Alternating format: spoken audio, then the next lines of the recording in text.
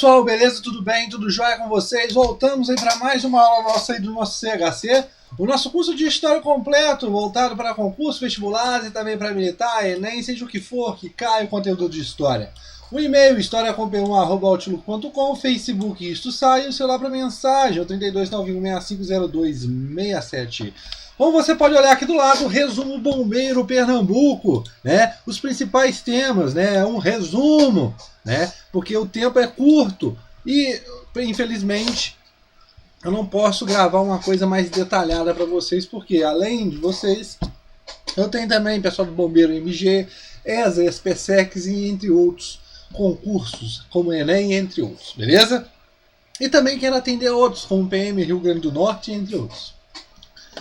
Formação de Recife. Resumidamente, pessoal, o povoado submetido ao controle de Olinda, origem intimamente ligada a Olinda. Pessoal, Olinda, quando nós observamos, surge, né, através da necessidade de uma melhor forma de administrar e também de defender a capitania de Pernambuco, né, por Duarte Coelho, e consequentemente é criado o Foral de Olinda, né, como nós observamos que tinha a ideia de delimitar, de utilizar a parte territorial para a comunidade, né, divisão das áreas como a área de casario e entre outros. Então, Recife começa através de um povoado, né, situado próximo a Olinda, né, e consequentemente ele nasce pelo esse controle de Olinda. Controle esse que a Câmara de Olinda tinha muita influência dentro da área. Nós vamos observar isso, pessoal, vocês vão entender melhor ainda quando a gente estiver falando de Guerra do Mascate, tranquilo? Isso vocês vão entender perfeitamente quando falarmos sobre isso. Mas vocês têm que saber que Olinda influenciava muito politicamente o controle sobre Recife ainda não formada. Tranquilo? A vida pelas funções portuárias, né? Uma região aonde era porto, né? Uma região aonde você tinha acesso para o mar, né?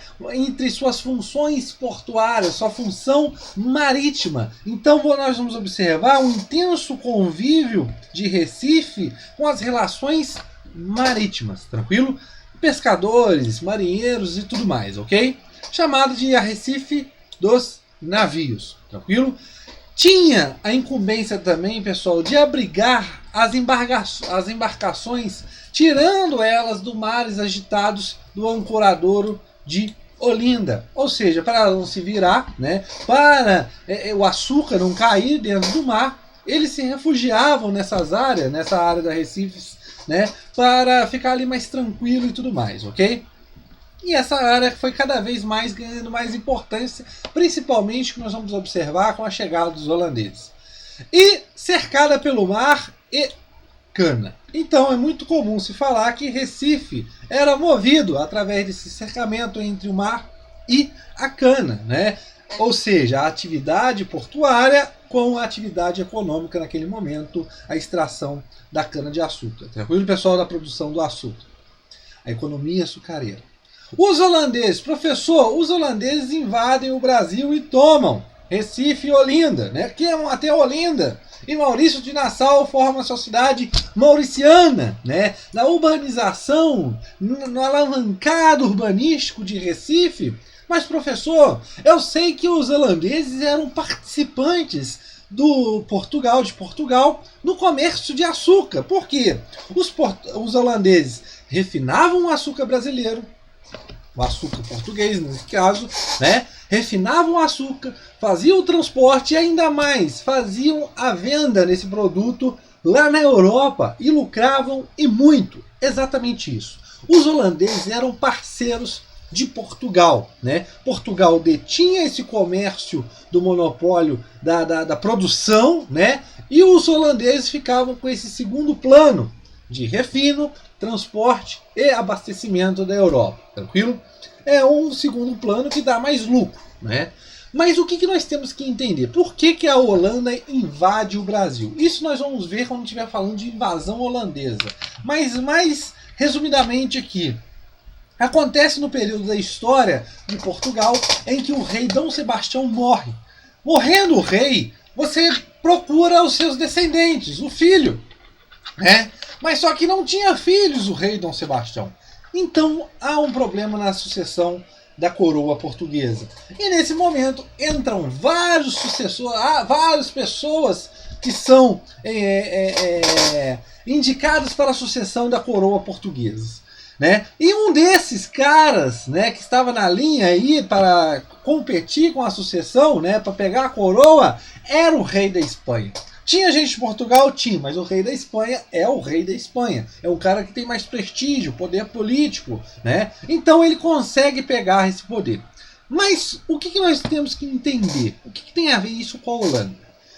A Espanha, gente, no norte, onde é situada a Holanda, ela fazia parte de possessões espanholas. E quando a Holanda se separa da Espanha, vai essa rivalidade entre Espanha e Holanda.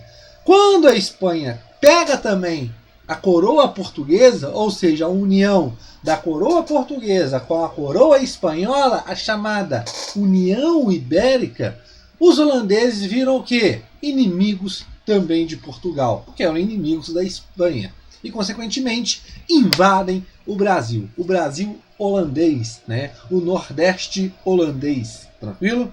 Então, consequentemente, invadem Olinda, queimam Olinda e Recife para eles é melhor local, né? E, consequentemente, os holandeses, eles começam ali o núcleo urbano sofrer mais transformações.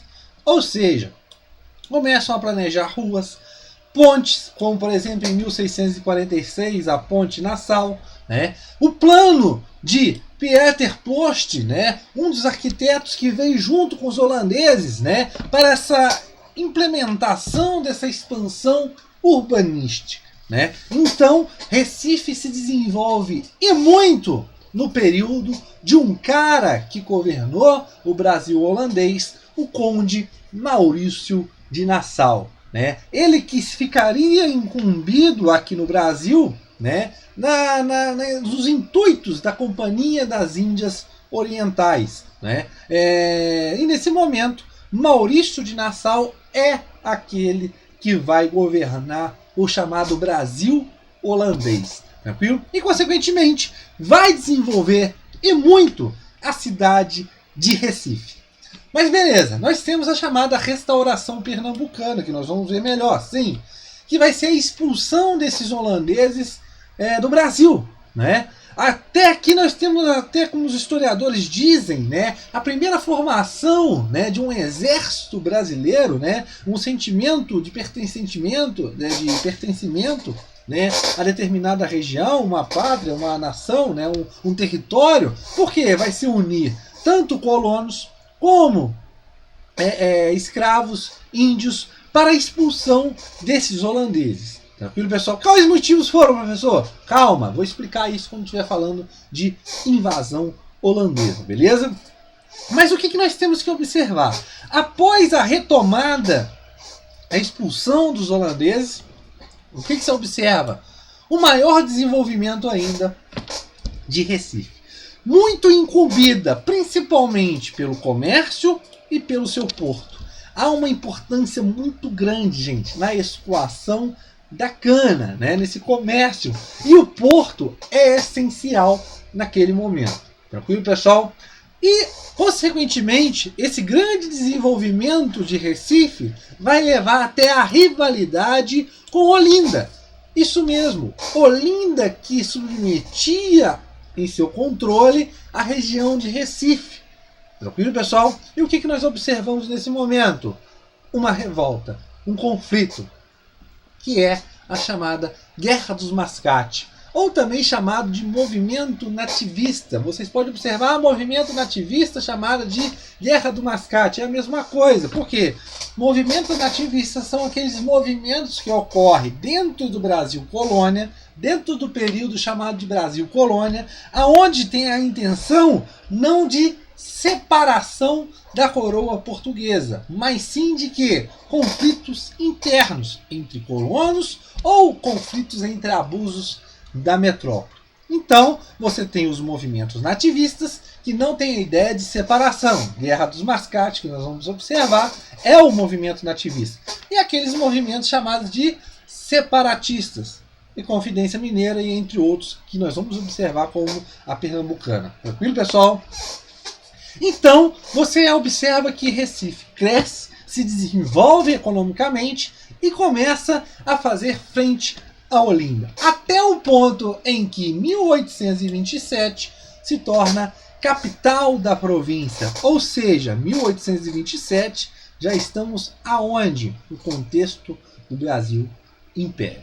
Beleza, pessoal? Espero que tenham gostado. Lembrando, isso aqui é um resumo, tranquilo? Para ajudar vocês. Um abraço e espero vocês na nossa próxima aula. E nós vamos falar sobre o que, professor? Deixa eu só olhar aqui no edital.